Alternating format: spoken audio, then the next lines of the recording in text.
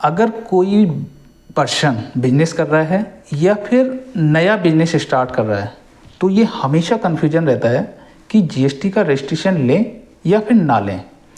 GST law के section 22 में GST registration लेने की थ्रेशोल्ड लिमिट बताई गई है।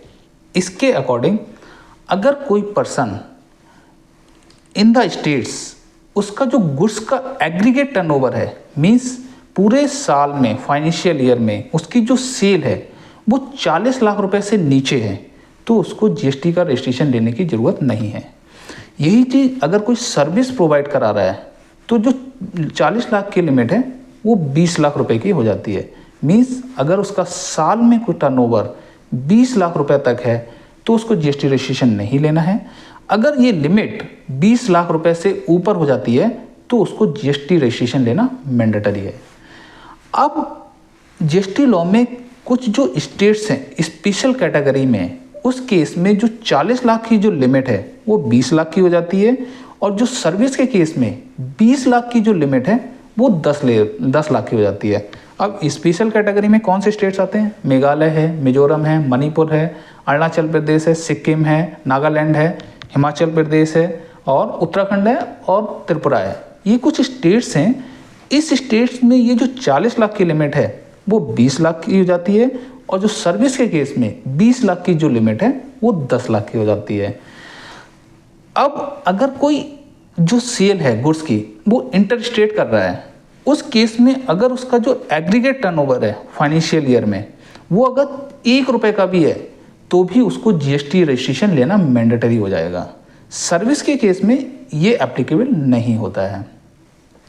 दूसरा, अगर कोई ई कॉमर्स प्लेटफॉर्म पे सेल कर रहा है तो भी उसके लिए जो एग्रीगेट टर्नओवर की जो लिमिट है वो एप्लीकेबल नहीं होती है और उसको जीएसटी रजिस्ट्रेशन लेना मैंडेटरी हो जाता है।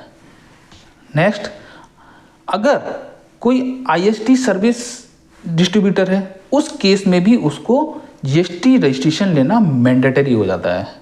फिर आते हैं कोई कैजुअल टैक्स पेयर होता है। कैजुअल टैक्स पेयर का मतलब होता है कि अगर कोई बॉम्बे के अंदर रजिस्टर्ड है जीएसटी में और वो सपोज दिल्ली एग्जीबिशन में जाता है तो जो रजिस्ट्रेशन है वो जीएसटी का वो शॉर्ट टाइम मतलब लिमिटेड टाइम पीरियड के लिए मिलता है, तो इसमें उसको रजिस्ट्रेशन लेना कैजुअल टैक्स पेयर में ज़रूरी होता है। मतलब मीन्स मैंडेटरी, वहाँ पे चाहे फिर उसकी 1 रुपए की सेल हो और चाहे फिर वो किसी भी अमाउंट की हो।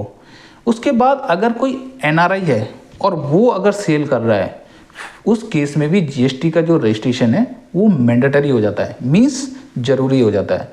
अब जीएसटी का रजिस्ट्रेशन लेने की रिक्वायरमेंट कब नहीं है? नंबर 1, अगर उसकी थ्रेशोल्ड लिमिट 40 लाख रुपए से नीचे है गुड्स के केस में और सर्विस के केस में 20 लाख रुपए से नीचे है विद इन द स्टेट्स, तो फिर उसको जीएसटी रजिस्ट्रेशन लेने की रिक्वायरमेंट नहीं है। यही चीज़ अगर एग्रीकल्चर कोई काम हो रहा है तो भी उसको जीएसटी रजिस्ट्रेशन लेने की रिक्वायरमेंट नहीं है। एजुकेशन या हेल्थ के केस में भी जीएसटी रजिस्ट्रेशन लेने की रिक्वायरमेंट नहीं है।